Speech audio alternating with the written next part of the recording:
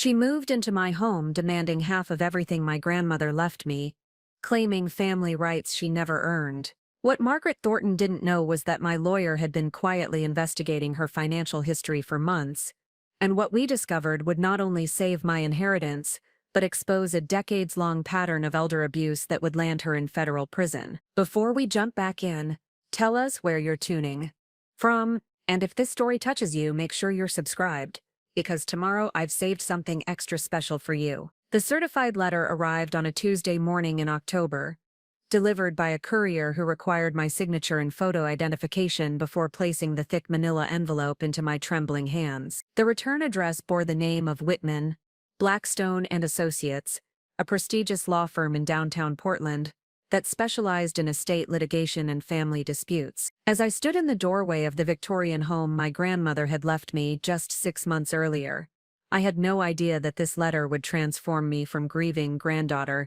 into a woman who would ultimately expose one of the most sophisticated elder abuse schemes in Oregon's legal history. My name is Caroline Elizabeth Hayes, and before this letter changed everything, I believed I understood my family dynamics, my legal rights, and the straightforward nature of inheritance law. I was a 34-year-old graphic designer who had moved back to Riverside Falls after my grandmother's death to manage her estate and decide whether to keep the family home that had been in our family for 4 generations. The house held memories of childhood summers, holiday gatherings, and the final precious months I had spent caring for Grandma Rose during her battle with cancer. Margaret Thornton, my late husband's mother, had been conspicuously absent during those difficult final months, when I juggled my freelance design work with medical appointments, medication schedules, and the emotional demands of watching someone I loved slip away gradually. She had visited exactly twice during the 8 months of Grandma Rose's illness, both times bringing legal documents that she claimed needed signatures for insurance purposes and medical directives. I had found her behavior strange at the time, particularly her insistence on speaking privately with my grandmother, and her apparent discomfort with my presence during these conversations. But nothing had prepared me for the contents of the letter I now held in my shaking hand. The legal language was dense and intimidating, filled with phrases like rightful inheritance claims, undue influence allegations, and a state contest proceeding. According to the documents, Margaret Thornton was formally challenging my grandmother's will, claiming that I had manipulated an elderly woman into leaving me property and assets that rightfully belonged to the broader family. She was demanding a 50% share of everything, including the house, the antique collection, the investment accounts, and even my grandmother's jewelry. The accusations were as shocking as they were false. The letter alleged that I had isolated my grandmother from other family members, convinced her to change her will under suspicious circumstances, and exploited her declining mental state to secure an inheritance I had not earned. Margaret claimed to have evidence of financial impropriety, witness statements about my allegedly manipulative behavior, and medical documentation suggesting that my grandmother had not been competent to make estate decisions during her final months. Reading these accusations felt like being punched in the stomach by someone wearing brass knuckles. Every word was carefully chosen to paint me as a predatory relative who had taken advantage of a vulnerable elderly woman. The legal filing suggested that I was exactly the kind of person society should protect seniors against. The greedy family member who swoops in during times of weakness to steal inheritances from more deserving relatives. The timing of this legal challenge was particularly cruel. I was still processing my grief over losing the woman who had been more like a mother to me than a grandmother, still adjusting to life in a house filled with memories, and still dealing with the overwhelming administrative tasks that follow someone's death. Now I was being forced to defend my character, my relationship with my grandmother, and my legal right to inherit property that had been left to me through a properly executed will. But what made Margaret's challenge even more disturbing was her demand to move into the house immediately while the legal proceedings were ongoing. According to her attorney's letter, she claimed that allowing me to remain in the property during the estate contest created an unfair advantage and potential for evidence tampering. She was requesting immediate occupancy rights to protect her interests and ensure that the property was maintained appropriately during the litigation process. The legal document included a proposed timeline that would require me to vacate the master bedroom and convert the house into a shared living arrangement within 30 days. Margaret would have equal access to all common areas, joint responsibility for household decisions, and the right to monitor my activities to ensure I was not disposing of assets or destroying evidence that might be relevant to her case. The arrangement was presented as temporary and reasonable, but reading between the lines revealed a strategy designed to make my life so uncomfortable that I would eventually agree to settle rather than endure months or years of forced cohabitation with someone who clearly despised me. The proposed living arrangement also included financial provisions that would require me to cover all household expenses during the legal proceedings, since Margaret claimed she could not afford to maintain her current residence while also contributing to the upkeep of the disputed property. This meant I would be paying for utilities, property taxes, insurance, and maintenance while sharing the space with someone who was actively trying to take it away from me. The arrangement was designed to be as humiliating and financially burdensome as possible. As I read through the legal documents for the third time, trying to process the magnitude of what was being demanded of me, I began to understand that this was not simply a family dispute over inheritance. This was a calculated attack designed to destroy my emotional well-being, drain my financial resources, and force me into a settlement that would reward Margaret for her aggression while punishing me for my close relationship with my grandmother. The letter also included ominous references to additional legal actions that might be necessary if I did not respond cooperatively to the initial demand. Margaret's attorney mentioned the possibility of civil lawsuits for financial elder abuse, criminal referrals for theft and fraud, and media coverage that would expose my alleged exploitation of a vulnerable senior citizen. These threats were clearly designed to intimidate me into compliance rather than fighting for my rights through the legal system. But perhaps the most infuriating aspect of Margaret's legal challenge was her sudden claim to have been a devoted daughter-in-law who had maintained a loving relationship with my grandmother throughout the year. The legal documents painted a picture of a woman who had been unfairly excluded from her rightful inheritance by a manipulative granddaughter who had poisoned an elderly woman's mind against her son's family. This narrative was so completely opposite to reality that it felt like reading fiction rather than legal proceeding. The truth was that Margaret had barely tolerated my grandmother during my marriage to her son David, treating family gatherings as obligations to be endured rather than opportunities for genuine connection. She had frequently made disparaging comments about my grandmother's old-fashioned values, her modest lifestyle, and her tendency to save money rather than spend it on luxury items. Margaret had never hidden her belief that my grandmother was holding on to assets that could be better utilized by younger family members who understood modern investment strategies and lifestyle choices. During David's illness and eventual death from leukemia 3 years earlier, Margaret had been notably absent from the hospital visits, care coordination, and emotional support that my grandmother and I had provided. She had appeared for the funeral and wake, but her primary concerns seemed to be related to David's modest life insurance policy and retirement account rather than grief or family support. I had attributed her behavior to her own way of processing loss, but now I was beginning to understand that her absence during difficult times might have been part of a pattern of calculating self-interest rather than genuine emotional overwhelm. As I sat in my grandmother's kitchen,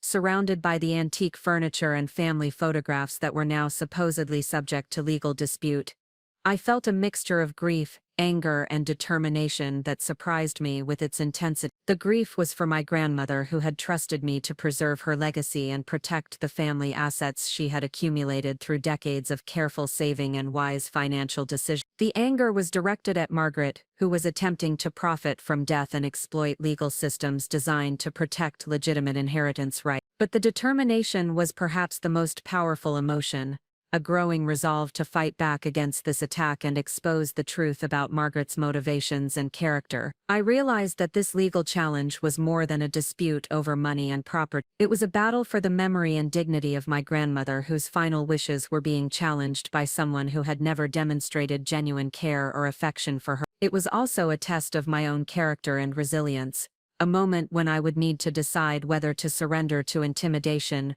or stand up for what was right regardless of the personal cost. The letter concluded with a demand for my written response within 10 business days, and a warning that failure to engage cooperatively with the legal process would be interpreted as evidence of guilt and bad faith. Margaret's attorney had scheduled a preliminary meeting for the following week to discuss the proposed living arrangements and begin the discovery process for the estate contact. I was expected to bring financial records, correspondence with my grandmother, and any other documentation that might be relevant to the case. As I folded the legal documents and placed them back in their envelope, I understood that my life was about to change dramatically. The quiet months of grieving and estate administration were over, replaced by what would likely be a prolonged legal battle that would test my emotional strength, financial resources, and faith in justice. But I also felt something unexpected stirring within me, a sense of purpose and clarity that had been missing since my grandmother's death. Margaret Thornton had made a serious miscalculation in her assessment of my character and capability. She saw a grieving widow living alone in an old house, someone who could be intimidated into surrender through legal threats and forced cohabitation. What she failed to recognize was that my grandmother had taught me more than just the value of hard work and careful financial planning. She had also instilled in me a fierce determination to protect family values and stand up to bullies regardless of their resources or social position. Preparing and narrating this story took us a lot of time, so if you are enjoying it, subscribe to our channel, it means a lot to us. Now back to the story.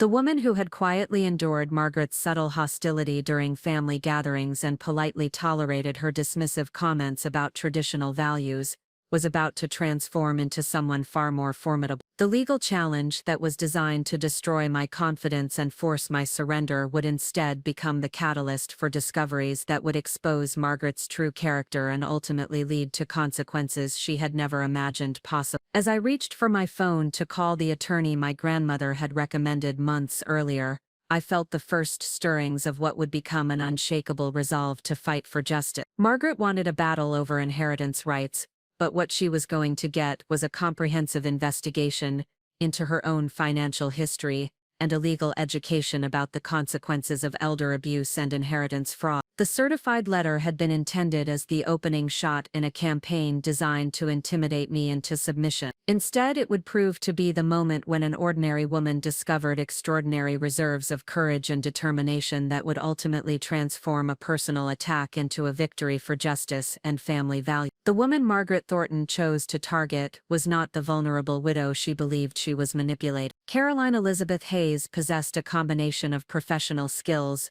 personal experiences, and inner strength that would prove devastating to anyone foolish enough to underestimate her capability. At 34 years old, Caroline had survived challenges that would have broken weaker individuals, and each trial had forged character traits that would serve her well in the battle ahead. Caroline's professional background as a graphic designer might have seemed irrelevant to legal warfare, but her work had developed skills that would prove invaluable in the coming months. She specialized in forensic document analysis for law firms and insurance companies, examining contested wills, forged signatures, and manipulated financial records. Her trained eye could detect alterations in typography, identify inconsistencies in paper stock and ink composition, and recognize the subtle signs of digital manipulation that escaped casual observation. What Margaret dismissed as artistic dabbling was actually specialized expertise that generated six-figure annual income from clients who valued precision and attention to detail. Her educational foundation was equally impressive,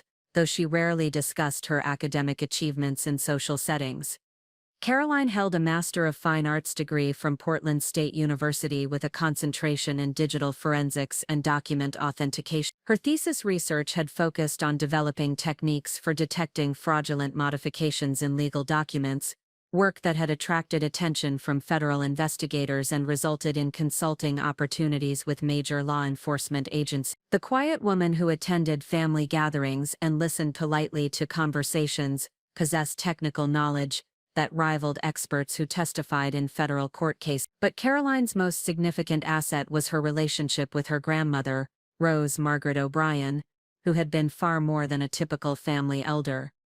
Rose had spent 40 years working as a paralegal for Morrison & Associates, one of Portland's most respected estate planning firms. She had assisted with thousands of wills, trusts, and inheritance disputes, developing encyclopedic knowledge of probate law and inheritance fraud schemes. During their evening conversations over the past decade, Rose had shared stories about manipulative family members, contested estates, and the legal strategies used to protect legitimate heirs from predatory relatives.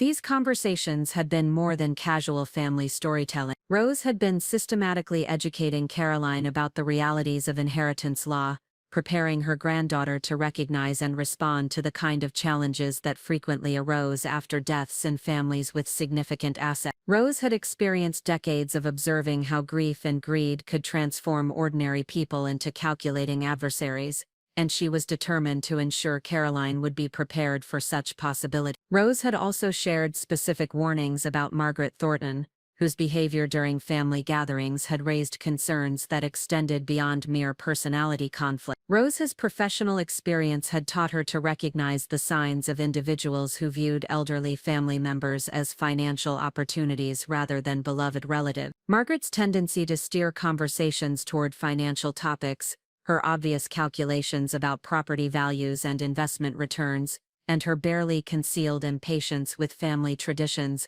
had triggered alarms that Rose shared privately with Caroline. During the final months of her illness, Rose had made several mysterious phone calls to her former colleagues at Morrison & Associates, conversations that she described as routine check-ins, but which lasted for hours and involved detailed discussions that Caroline could hear from adjacent rooms. Rose had also insisted on updating her will multiple times, each revision more comprehensive and specific than the previous version. At the time, Caroline had attributed this behavior to anxiety about ensuring her final wishes were clearly documented, but she was beginning to understand that Rose had been building legal fortifications against anticipated challenge. Caroline's personal history had also prepared her for confrontation in ways that Margaret could not have anticipated. Her marriage to David Thornton had been marked by constant tension with his mother, who had never accepted Caroline as suitable for her son. Margaret had subjected Caroline to years of subtle psychological warfare,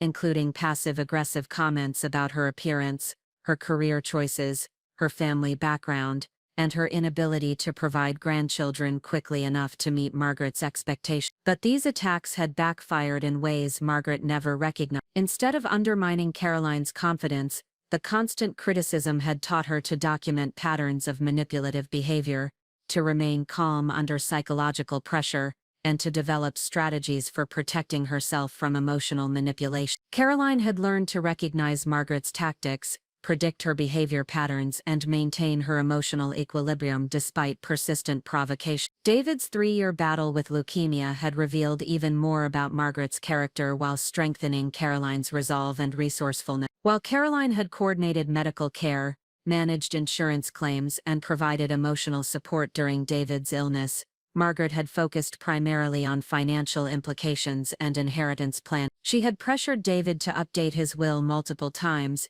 suggested that Caroline's caregiving efforts were motivated by financial considerations, and even implied that Caroline might be prolonging David's suffering to maximize insurance payout. These accusations had been particularly cruel because Caroline had sacrificed her career advancement and financial security to care for David throughout his illness. She had turned down lucrative contracts, postponed professional development opportunities, and depleted her savings to ensure David received the best possible care, regardless of insurance coverage limitations. Margaret's suggestions that these sacrifices were calculated rather than loving had revealed a mindset so alien to Caroline's values that she began to understand she was dealing with someone whose moral compass operated on completely different principles. The experience of watching David die while managing Margaret's accusations and manipulations had taught Caroline crucial lessons about maintaining focus under extreme stress,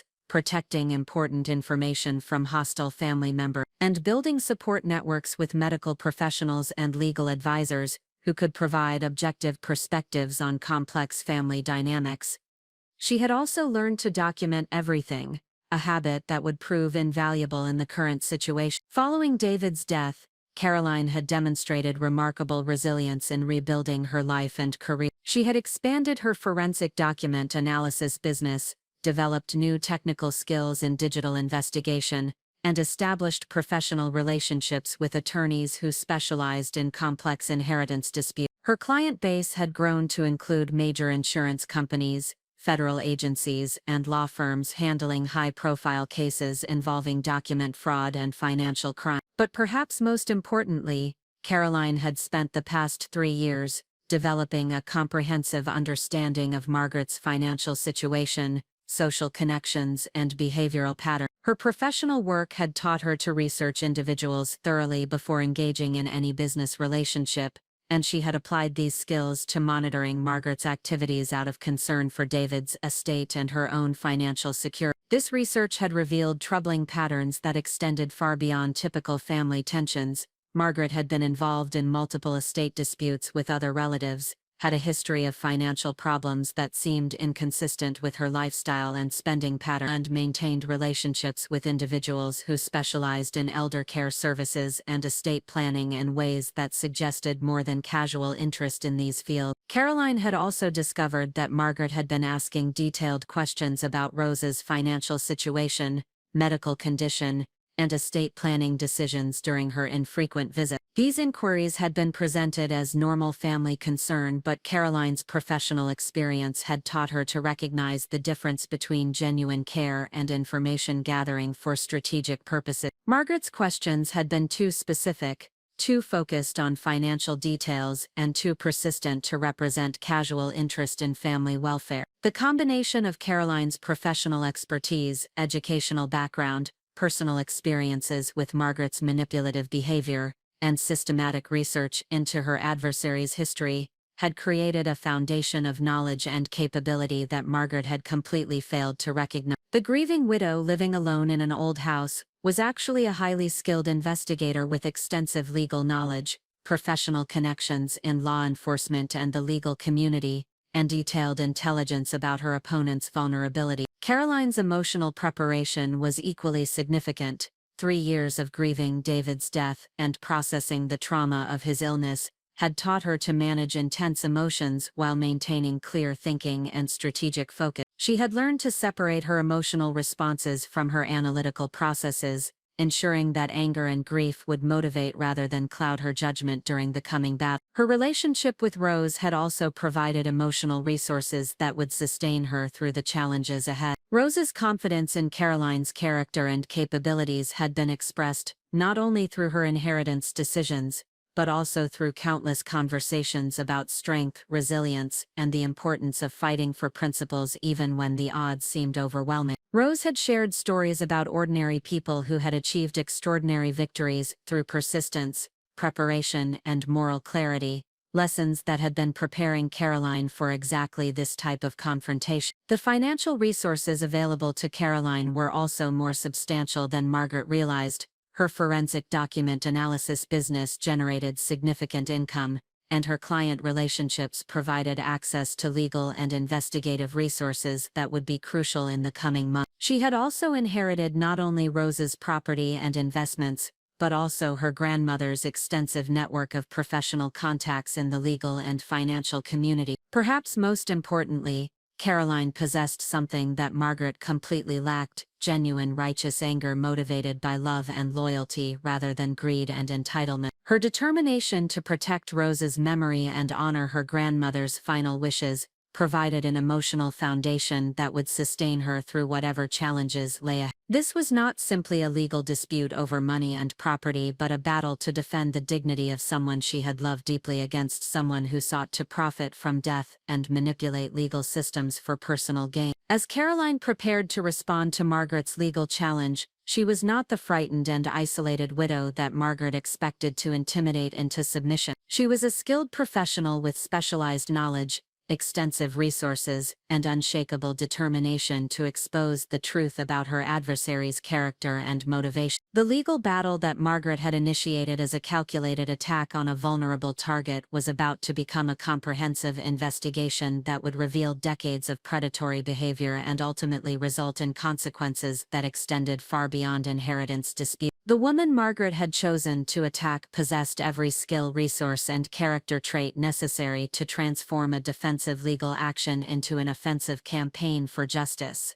Caroline's professional expertise would enable her to analyze evidence and build compelling cases. Her educational background would provide the technical knowledge necessary to challenge fraudulent claims, Her personal experiences would guide her strategic decisions, and her emotional commitment to Rose's memory would fuel her determination to see justice served regardless of the personal cost. Margaret Thornton had made the fatal error of underestimating an opponent who was not only capable of defending herself but also uniquely qualified to expose the predatory behavior that had motivated the attack in the first place. The inheritance battle that was intended to intimidate Caroline into surrendering her rightful legacy would instead become the catalyst for revelations that would protect other vulnerable elderly individuals from similar exploitation and ensure that Margaret faced appropriate consequences for her decades of manipulative and potentially criminal behavior. The path that led Caroline Elizabeth Hayes to this confrontation with Margaret Thornton began 28 years earlier in the same Victorian house where she now faced legal challenges to her inheritance. Caroline's childhood summers spent with her grandmother Rose had established foundations of character, knowledge, and determination that would prove essential in the battle ahead. What appeared to be simple family visits had actually been systematic preparation for exactly the kind of challenges that Caroline now faced.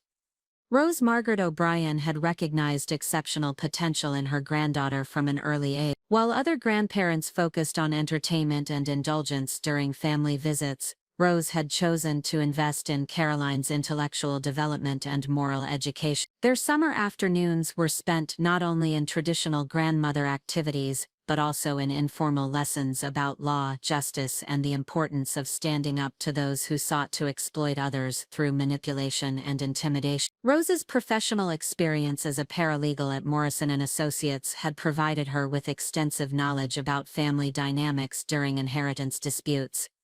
She had witnessed countless situations where grief and greed transformed loving relatives into adversaries, where manipulative individuals exploited legal systems to steal from vulnerable family members, and where ordinary people were forced to defend their rights against those with superior resources and fewer ethical constraints. These experiences had convinced Rose that knowledge and preparation were the most effective defenses against such attacks.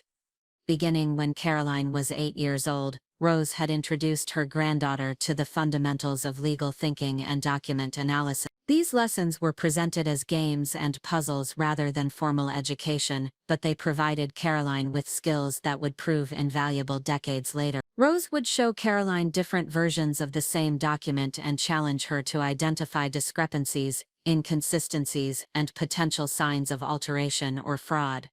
These exercises developed Caroline's attention to detail and her ability to recognize patterns that others might miss. As Caroline grew older, Rose began sharing more sophisticated lessons about human nature and the psychology of manipulation.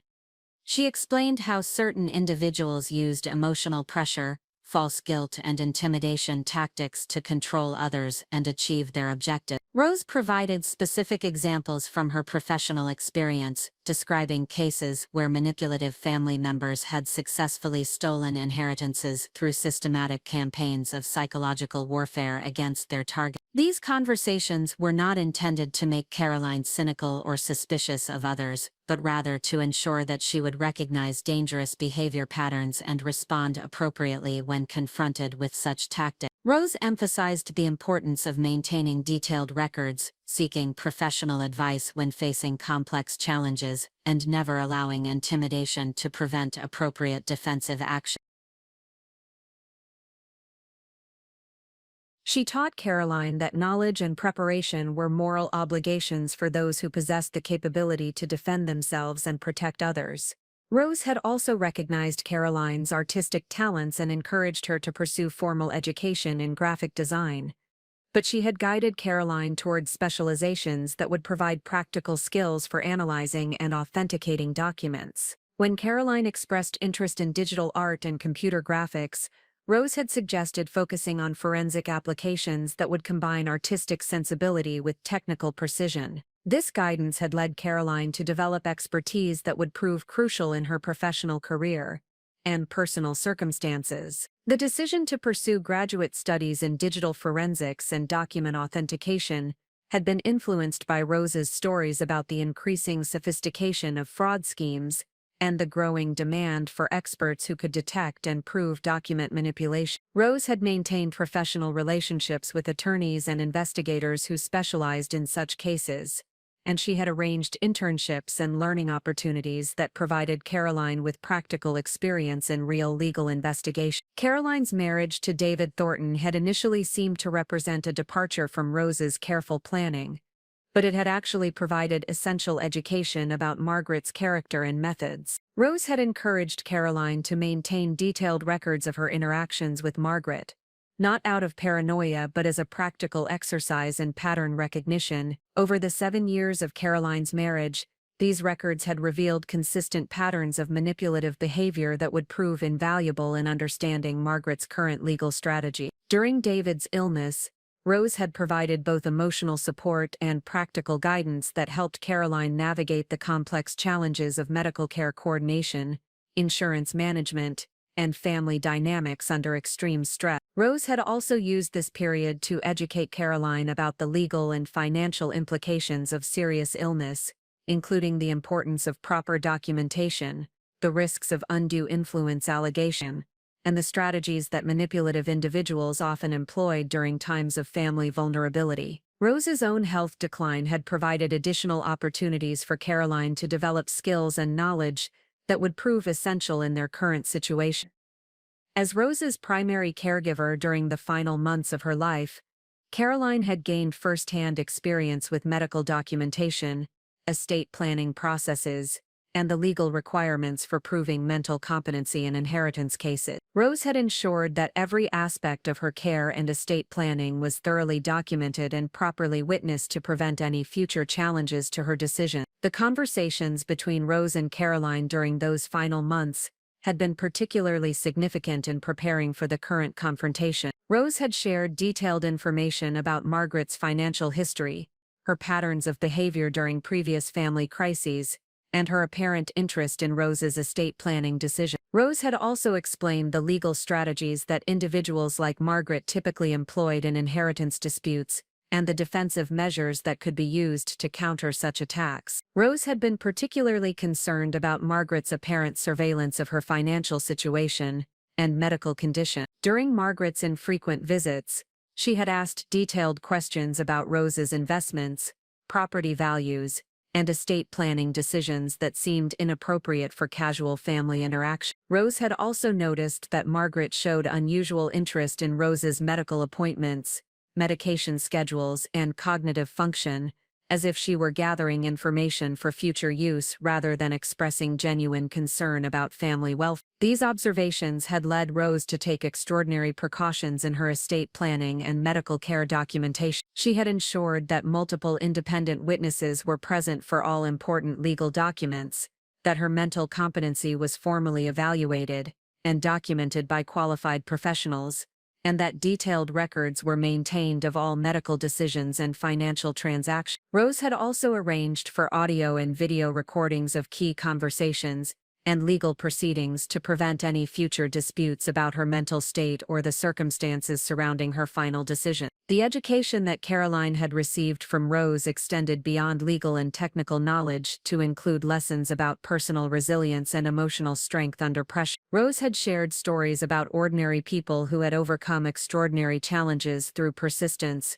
courage, and moral clarity. She had emphasized the importance of maintaining focus on long-term objectives rather than becoming distracted by short-term emotional responses to provocation and intimidation. Rose had also taught Caroline about the importance of building and maintaining professional relationships that could provide support during difficult times. Through Rose's connections in the legal community, Caroline had established relationships with attorneys, investigators, and other professionals who specialized in inheritance disputes and elder abuse cases. These relationships provided Caroline with access to expertise and resources that would be crucial in her confrontation with Margaret. The financial foundation that Rose had established for Caroline was also the result of careful long-term planning rather than simple inheritance. Rose had spent decades accumulating assets, not only for her own security, but also to ensure that Caroline would have the resources necessary to defend her inheritance against potential challenges. Rose had structured her investments in property holdings to maximize Caroline's financial flexibility while minimizing opportunities for successful legal attacks. Perhaps most importantly,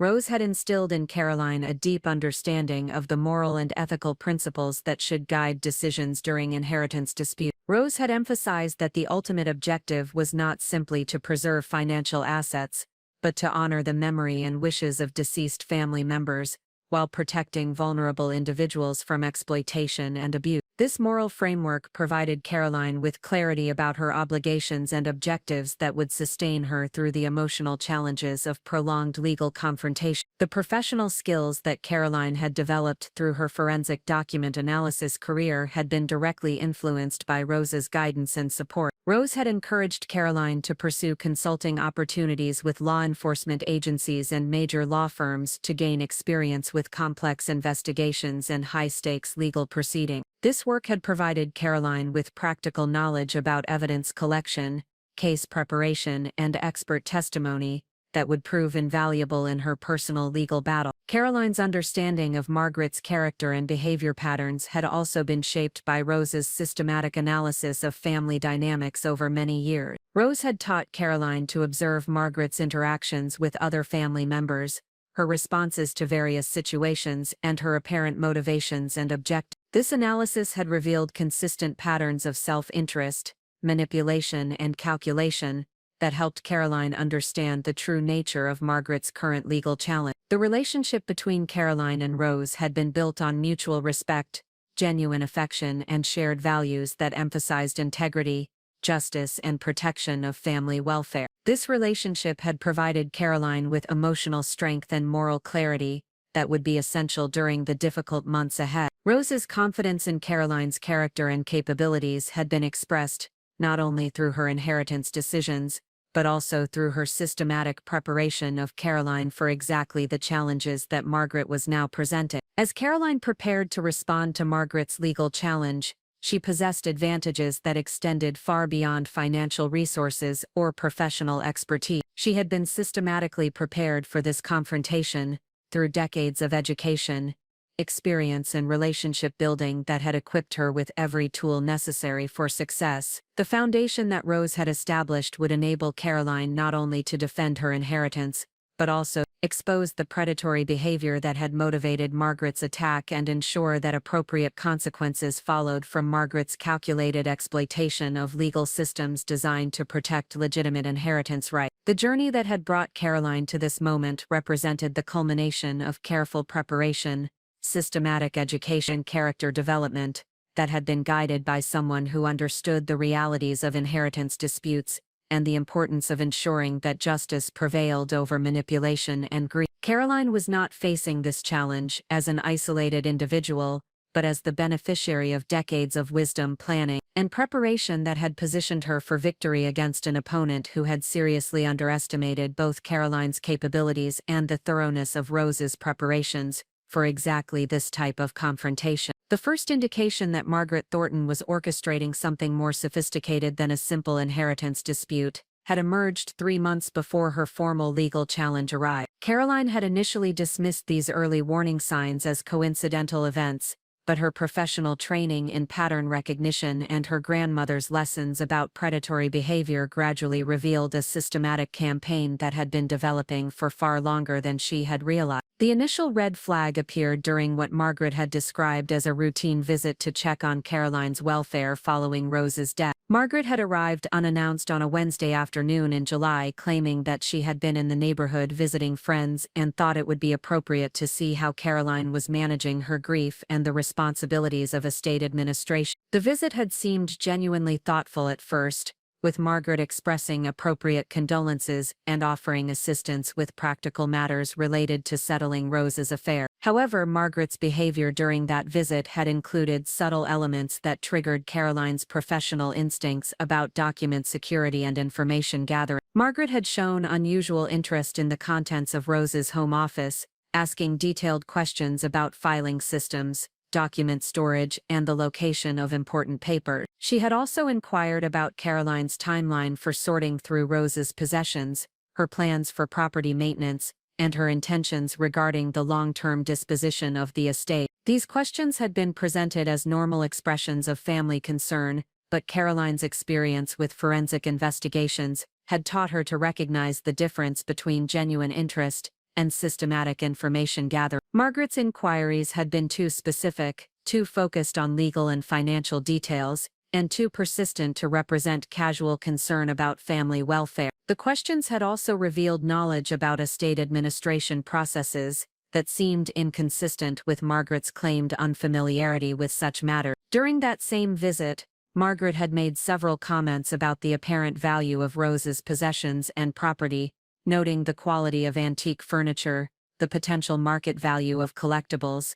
and the advantageous location of the house in Riverside Falls Historic District. She had also mentioned her surprise at the extent of Rose's accumulated wealth, suggesting that she had not previously understood the full scope of Rose's financial success through careful saving and wise investment decisions over several decades. Most significantly, Margaret had asked to use Rose's computer to check her email, claiming that her phone battery had died and she needed to confirm an appointment. Caroline had politely declined this request, explaining that she had not yet sorted through Rose's digital files and preferred to maintain the computer's security until the estate administration was complete. Margaret's reaction to this refusal had been more intense than the situation warranted, suggesting that computer access had been more important to her visit than she had initially indicated. The second warning sign had occurred 2 weeks later when Caroline discovered that someone had attempted to access Rose's online banking accounts using incorrect passwords. The bank's security department had contacted Caroline about multiple failed login attempts from an IP address that traced back to Margaret's home internet connection. When Caroline had confronted Margaret about these attempts,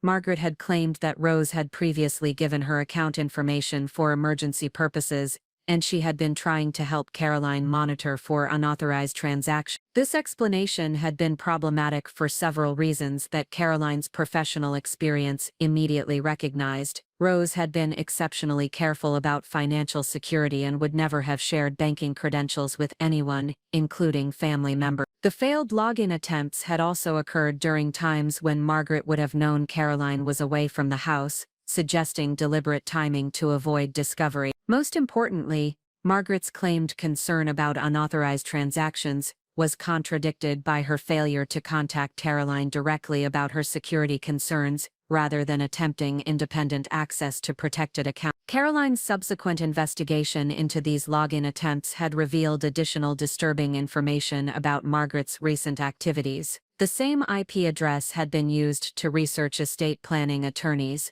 inheritance law procedures, and strategies for contesting wills in Oregon. Margaret had also conducted extensive online searches about Caroline's professional background, her financial situation, and her legal vulnerabilities as a beneficiary of a substantial inheritance. These searches had included specific queries about undue influence allegations, mental competency challenges, and the evidence requirements for successful estate contest. The third significant warning sign had emerged when Caroline received an unexpected visit from Patricia Williamson, a social worker from Riverside County's Adult Protective Services Division. Patricia explained that her office had received an anonymous report expressing concern about possible elder abuse in Rose's final months, specifically allegations that Rose's caregiver had isolated her from family members and potentially influenced her estate planning decisions through manipulation and coercion. The timing of this report had been particularly suspicious because it had been filed just 3 days after Rose's death, suggesting that the complainant had been monitoring the situation and waiting for Rose's passing to initiate the investigation. The specific allegations in the report had also demonstrated detailed knowledge about Rose's medical condition,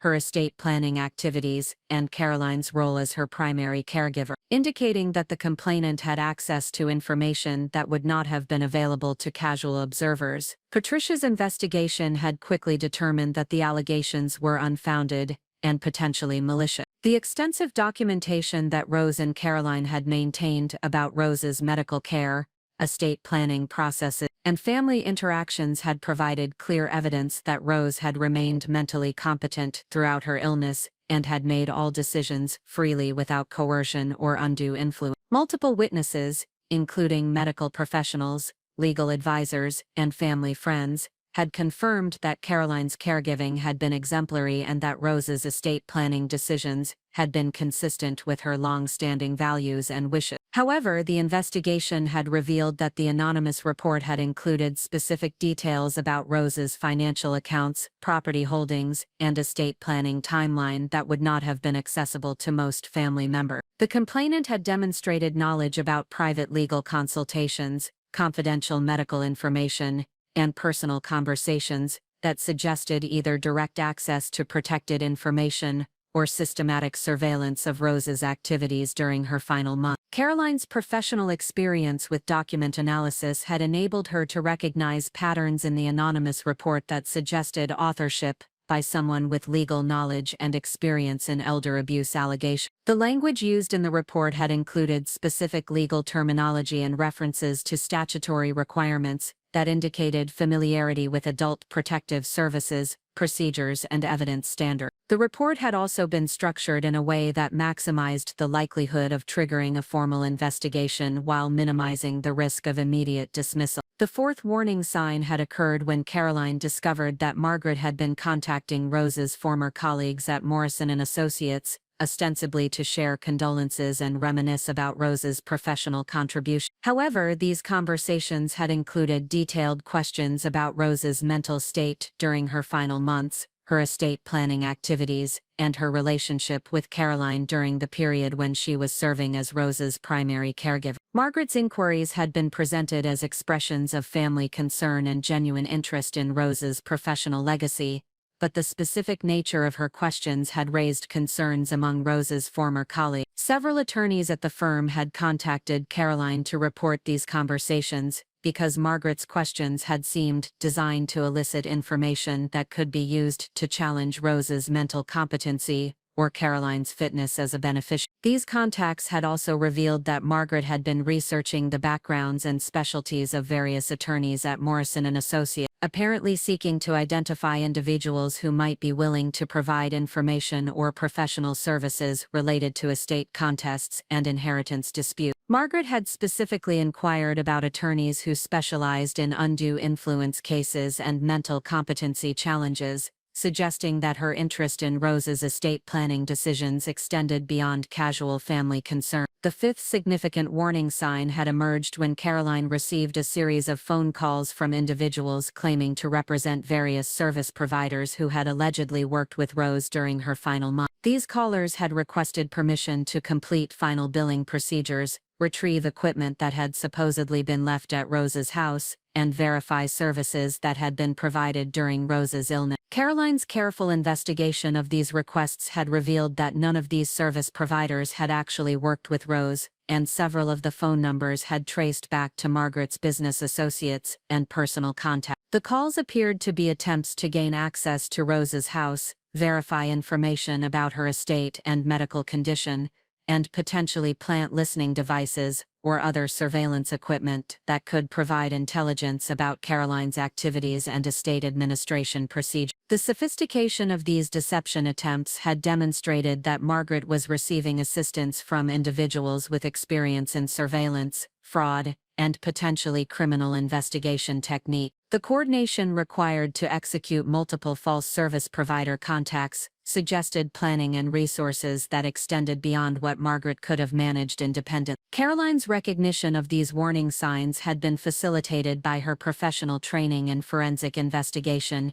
and her grandmother's systematic education about predatory behavior patterns. Each individual incident might have been dismissed as coincidental or explained through innocent interpretations, but the cumulative pattern had revealed a coordinated campaign designed to gather intelligence, establish grounds for legal challenge, and position Margaret for a comprehensive attack on Caroline's inheritance rights. The timing and coordination of these activities had also demonstrated that Margaret's planning had begun well before Rose's death, possibly extending back several years to the period when David was battling leukemia and family dynamics were complicated by medical stress and financial pressure. Margaret had apparently been systematically gathering information and building relationships that would be useful in challenging Caroline's inheritance, while presenting herself as a caring family member concerned about elder welfare. Most importantly, The sophisticated nature of these preliminary activities had indicated that Margaret possessed resources, knowledge,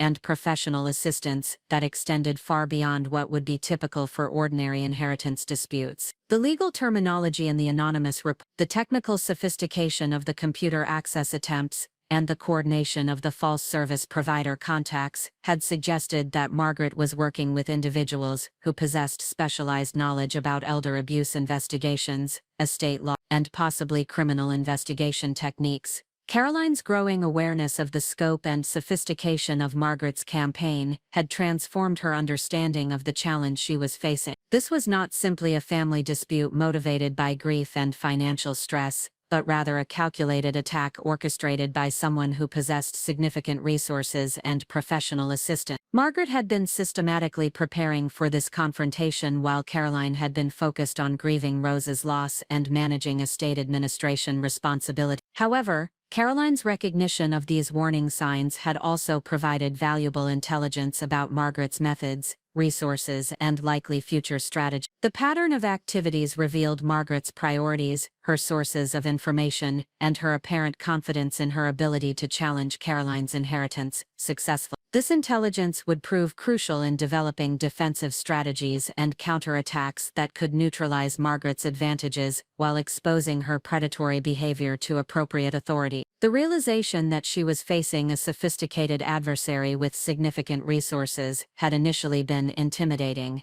but Caroline's professional experience and personal preparation had gradually transformed her fear into determination and strategic focus. The same skills that had enabled her to recognize Margaret's warning signs would also enable her to develop effective responses and ultimately turn Margaret's calculated attack into an opportunity for justice and accountability. The decision to transform from defensive victim to proactive advocate for justice crystallized for Caroline during a sleepless night in late October, 3 weeks after receiving Margaret's legal challenge. The moral framework that would guide her actions through the coming months was not born from anger or revenge, but from a profound understanding of the broader implications of Margaret's predatory behavior and the recognition that failing to act would enable continued exploitation of vulnerable elderly individuals throughout the community. Caroline's ethical foundation had been shaped by decades of conversations with Rose about the responsibilities that accompany knowledge and capability. Rose had frequently emphasized that those who possess the skills to recognize and combat injustice have moral obligations that extend beyond personal self-interest. These conversations had been grounded in Rose's professional experience, witnessing the devastating consequences when manipulative individuals successfully exploited legal systems designed to protect legitimate inheritance rights and vulnerable family members. The realization that Margaret's attack represented more than personal greed had emerged through Caroline's systematic analysis of the evidence she had gathered about Margaret's activities and background. Her investigation had revealed that Margaret had been involved in similar disputes with other elderly relatives, suggesting a pattern of predatory behavior that extended far beyond the current inheritance challenge. The sophistication of Margaret's methods and the resources she had deployed indicated that this was not an isolated incident driven by desperate financial circumstances, but rather a calculated strategy that had been successfully employed in previous situations. Caroline's professional work in forensic document analysis had provided her with access to law enforcement databases and investigative resources that revealed the true scope of Margaret's activity. Her research had uncovered evidence that Margaret had been systematically targeting elderly individuals with substantial estates, developing relationships with potential targets through charitable organizations and social groups, and then positioning herself to influence estate planning decisions or challenge existing wills through various legal mechanisms.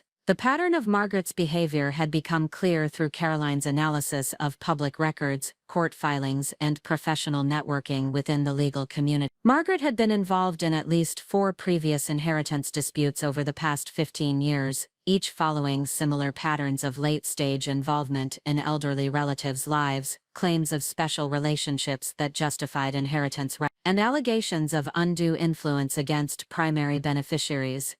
In each case, Margaret had ultimately received substantial settlements or court awards that rewarded her aggressive tactics while penalizing family members who had provided genuine care and support to elderly relatives. The psychological profile that emerged from Caroline's investigation revealed an individual who had transformed elder care and family relationships into profit-generating enterprise. Margaret had developed sophisticated methods for identifying vulnerable elderly individuals, establishing credibility with potential targets, and manipulating legal systems to her advantage. The resources and professional assistance that Margaret had deployed in her current challenge against Caroline indicated that her previous successes had provided both the financial means and the strategic knowledge necessary to escalate her activities to increasingly sophisticated level. Caroline's growing understanding of Margaret's pattern of behavior had also revealed the broader social implications of failing to respond effectively to such predatory activity. Each successful inheritance challenge by individuals like Margaret established legal precedents that made future attacks more likely to succeed. The systematic exploitation of elderly individuals and their families created an environment where genuine caregiving relationships became liabilities rather than expressions of love and responsibility. The financial rewards that Margaret had received through her previous legal challenges had enabled her to expand her operations and target additional vulnerable individuals. The moral imperative that drove Caroline's decision to fight back was rooted in her recognition that Margaret's success would inevitably lead to additional victims. The sophisticated methods that Margaret had developed could be replicated by other predatory individuals, creating a model for systematic exploitation that would undermine the security and dignity of elderly individuals throughout the community. The legal precedents that would be established through Margaret's victory would provide roadmaps for future attacks on legitimate inheritance rights and family relationships. Caroline's ethical framework had been further strengthened by her understanding of Rose's specific vulnerabilities and the calculating nature of Margaret's approach to exploiting those vulnerabilities. Rose's declining health and increasing dependence on Caroline for daily care had created opportunities for Margaret to claim that Caroline had isolated Rose from other family members and manipulated her decision-making processes. Margaret's systematic documentation of Rose's medical condition and estate planning activities had been designed to support allegations that Rose had not been competent to make inheritance decisions during her final months. The cruelty of Margaret's strategy was evident in her willingness to exploit Rose's death and Caroline's grief for financial gain.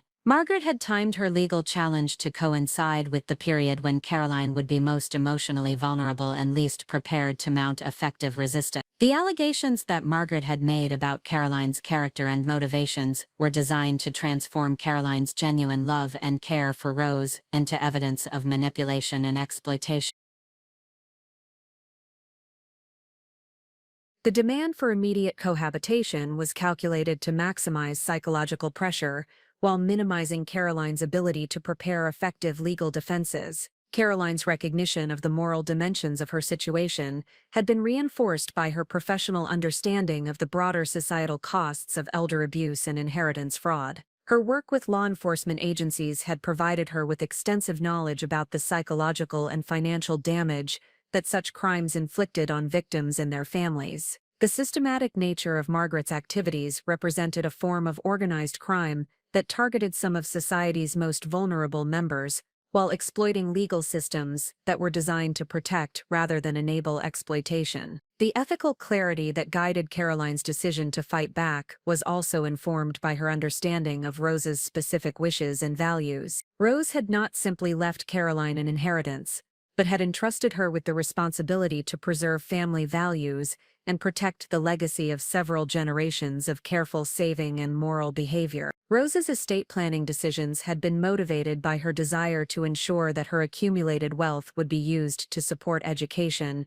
family stability, and charitable activities that reflected her lifelong commitment to community welfare. Margaret's challenge to Rose's estate planning decisions represented more than an attack on Caroline's financial security. It was an assault on Rose's memory and a betrayal of the trust that Rose had placed in Caroline to honor her values and protect her legacy. The settlement that Margaret was demanding would divert resources away from the charitable activities and family support that Rose had specifically intended to fund through her carefully planned bequests. Caroline's moral obligation to defend Rose's memory and honor her wishes had been reinforced by her understanding of the broader implications for other elderly individuals who might face similar exploitation. The legal precedents that would be established through Caroline's response to Margaret's challenge would influence the outcomes of future inheritance disputes and potentially determine whether predatory individuals like Margaret, would be encouraged or deterred from continuing their systematic exploitation of vulnerable elderly individuals. The decision to transform from defensive victim to proactive advocate had also been motivated by Caroline's recognition that she possessed unique capabilities and resources that positioned her to expose Margaret's predatory behavior and ensure appropriate accountability. Her professional expertise in forensic document analysis provided her with skills that were directly relevant to investigating and proving inheritance fraud. Her educational background in digital forensics equipped her with technical knowledge that could be used to analyze evidence and build compelling cases against sophisticated adversaries. Caroline's professional network within the legal and law enforcement communities provided her with access to resources and expertise that would be crucial in developing effective strategies for challenging Margaret's activity. Her systematic documentation of Margaret's behavior patterns and her analysis of public records had already provided substantial evidence that could be used to support criminal referrals and civil litigation beyond the immediate inheritance dispute. The moral framework that guided Caroline's strategic planning was grounded in principles of justice and accountability rather than personal revenge or financial motivation. Her objective was not simply to defeat Margaret's legal challenge,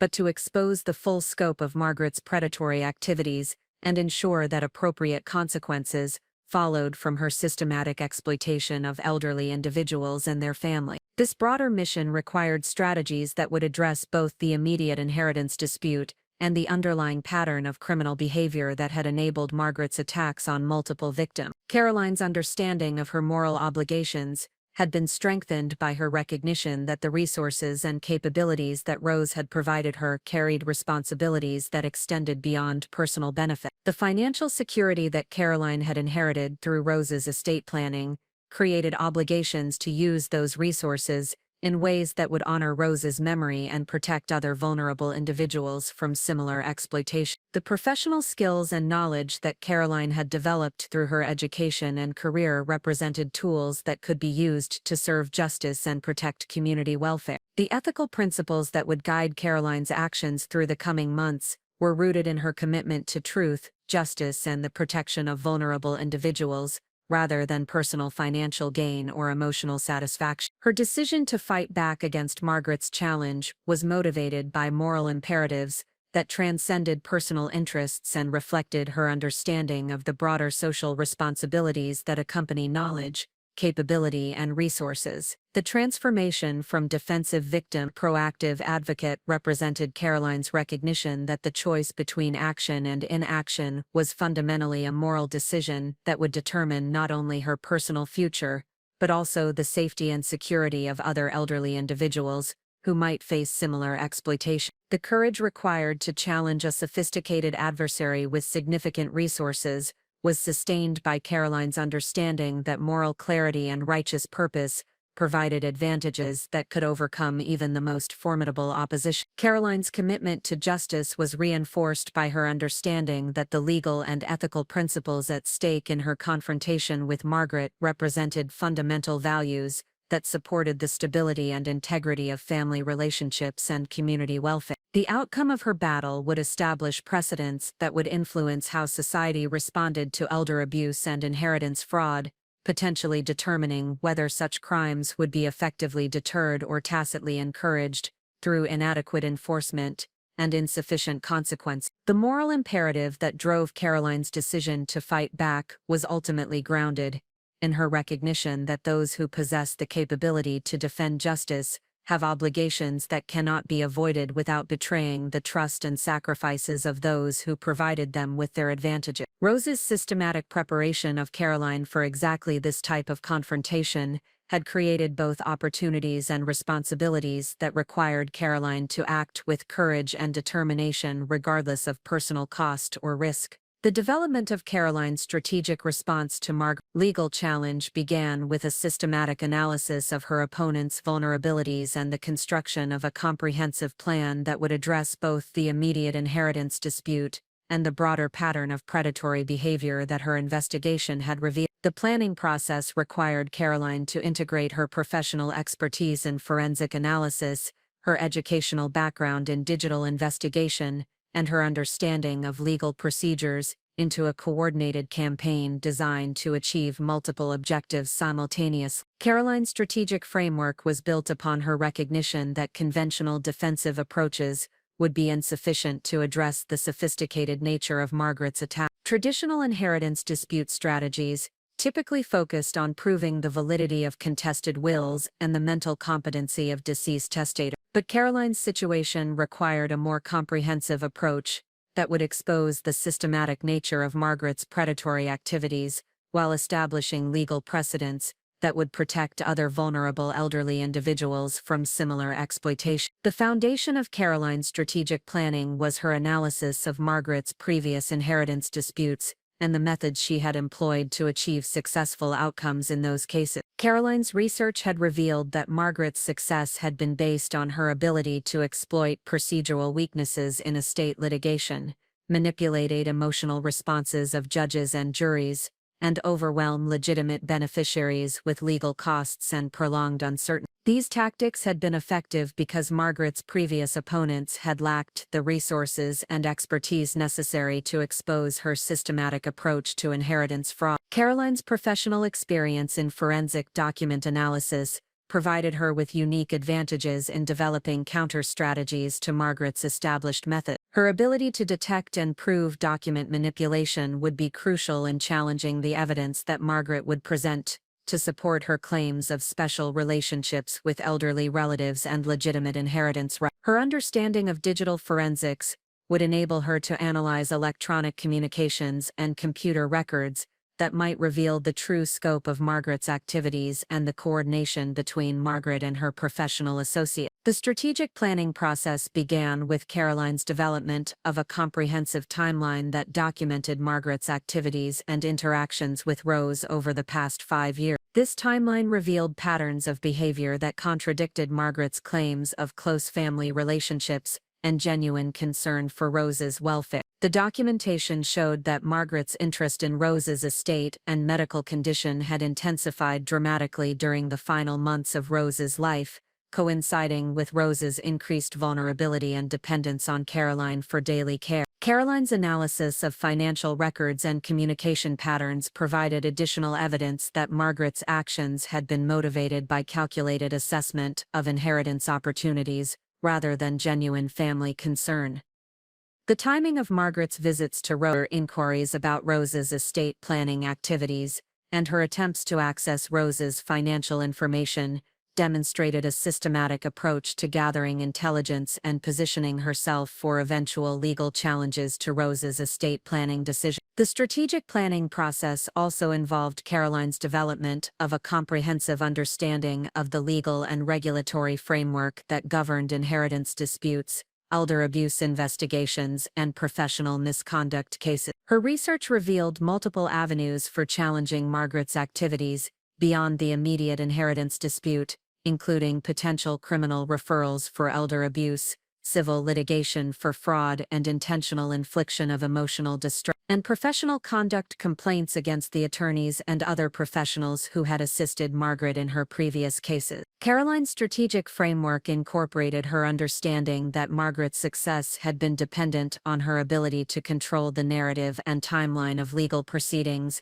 while overwhelming opponents with procedural complexity and financial pressure. Caroline's response strategy was designed to reverse these advantages by establishing proactive control over the investigation process, presenting evidence in ways that would be compelling to both legal professionals and the general public, and demonstrating the broader implications of Margaret's activities for community welfare and elderly protection. The development of Caroline's evidence collection strategy required careful coordination between her professional capabilities and the legal requirements for establishing admissible proof in various proceedings. Her forensic analysis skills would be applied to examining documents, communications, and financial records that might reveal evidence of fraud, manipulation, or other criminal activity. Her digital investigation capabilities would be used to analyze electronic communications, computer records, and online activities that might provide insights into Margaret's planning and coordination with associates. Caroline's strategic planning also incorporated her understanding of the importance of building public awareness and support for her case,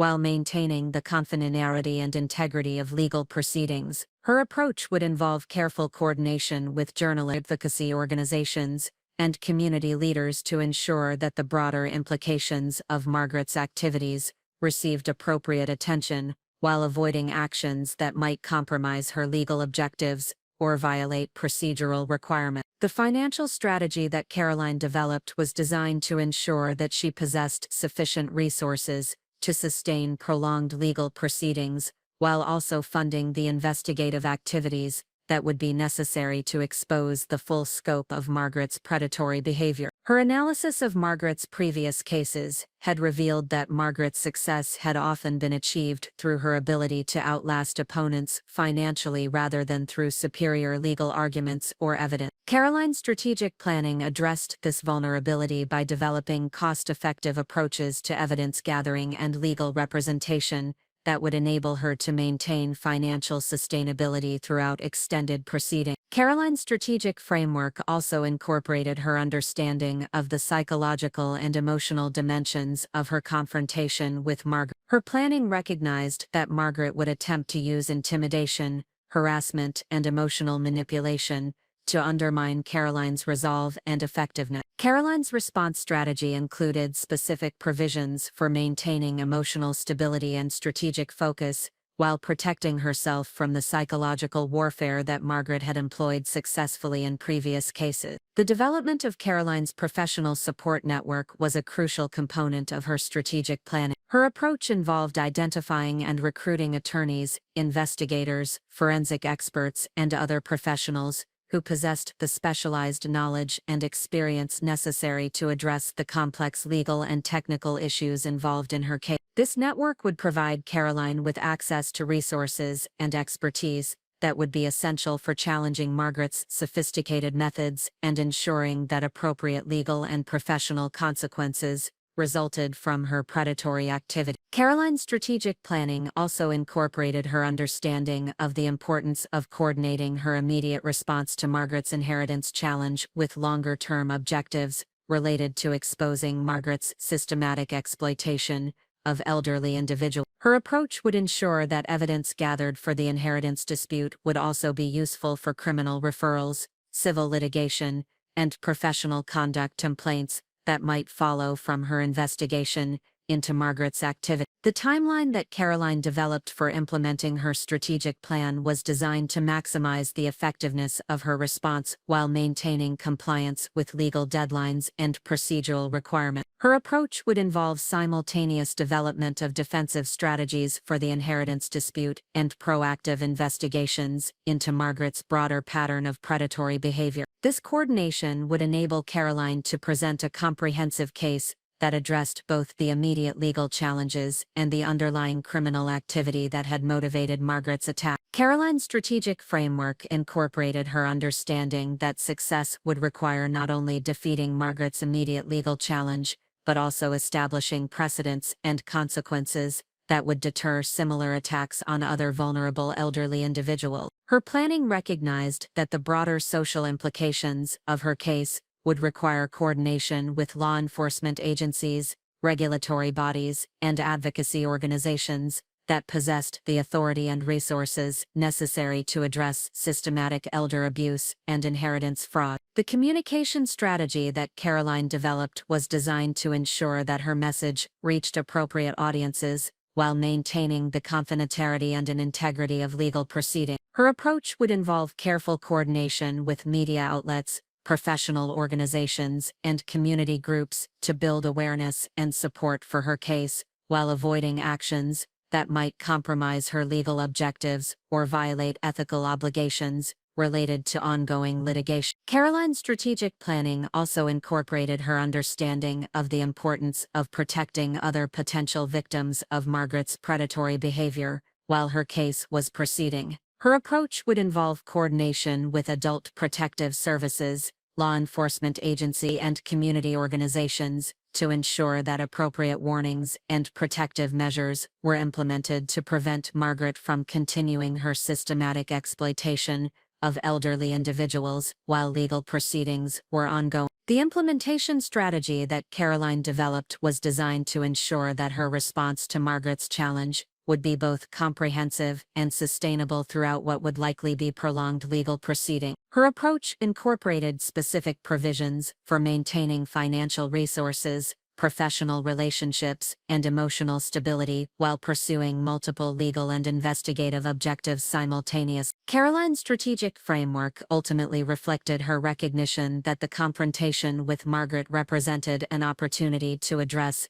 not only the immediate threat to her inheritance, but also the broader pattern of systematic elder abuse that Margaret's activities represent. Her planning process had transformed a defensive response to a legal challenge into a proactive campaign for justice that would establish precedents and consequences designed to protect vulnerable elderly individuals throughout the community. The strategic plan that Caroline developed represented the culmination of her professional expertise, educational background, and personal preparation for exactly this type of confrontation. Her approach would enable her to transform Margaret's calculated attack into an opportunity for comprehensive victory that would address both immediate legal challenges and broader objectives related to justice, accountability, and community protection. The foundation that Rose had provided through decades of systematic preparation had equipped Caroline with every tool necessary to develop and implement strategies that would ensure Margaret's predatory behavior would finally face appropriate consequences. The transformation of Caroline's individual challenge into a coordinated campaign for justice required the systematic development of professional relationships and strategic alliances that would provide the expertise, resource, and credibility necessary to expose Margaret's predatory behavior while achieving comprehensive victory in the inheritance dispute. Caroline's approach to building these alliances demonstrated the fundamental principle that extraordinary achievements require collaboration between individuals who share common values and complementary capability. The foundation of Caroline's alliance-building strategy was her recognition that Margaret's sophisticated methods and extensive resources could not be effectively countered through individual effort alone. Her analysis of Margaret's previous successes had revealed that legitimate beneficiaries had typically been defeated not through superior legal arguments, but through their inability to match Margaret's coordination of professional support, financial resources, and strategic plan. Caroline's response required the development of a network that could provide equivalent capabilities while maintaining the moral clarity and ethical standards that distinguished her objectives from Margaret's predatory activity. Caroline's first strategic alliance was established with Jonathan Mitchell, a senior partner at Morrison & Associates, who had worked closely with Rose throughout her 40-year career as a paralegal. Jonathan's relationship with Rose extended beyond professional collaboration to genuine friendship and mutual respect based on shared values and complementary expertise. His understanding of Rose's character, her estate planning decisions, and her specific concerns about Margaret's behavior provided crucial context for developing effective legal strategies, while ensuring that Caroline's actions honored Rose's memory and intention. Jonathan's expertise in estate litigation and elder law provided Caroline with access to specialized knowledge about the legal procedures and precedents that would govern her case. His experience with inheritance disputes involving allegations of undue influence and mental incompetency equipped him with practical understanding of the evidence requirements and strategic approaches that would be necessary to defeat Margaret's challenge. Most importantly, Jonathan's professional reputation and relationships within the legal community provided Caroline with credibility and access to additional resources that would be essential for her comprehensive campaign. The alliance with Jonathan also provided Caroline with access to the institutional resources of Morrison & Associates, including research capabilities, investigative support, and coordination with other legal professionals who possessed specialized expertise in areas relevant to her case. The firm's established relationships with forensic accountants, medical experts, and other professionals who could provide expert testimony and analysis represented resources that would have been difficult for Caroline to access independently. Caroline's second crucial alliance was developed with Detective Sarah Martinez of the Riverside Falls Police Department's Financial Crimes Unit. Sarah's professional background in investigating elder abuse, inheritance fraud, and other crimes targeting vulnerable elderly individuals provided Caroline with access to law enforcement resources and expertise that would be essential for addressing the criminal aspects of Margaret's activity. Sarah's understanding of the evidence requirements for criminal prosecutions and her relationships with prosecutors and other law enforcement professionals equipped Caroline with knowledge about the legal mechanisms that could be used to ensure appropriate consequences for Margaret's predatory behavior.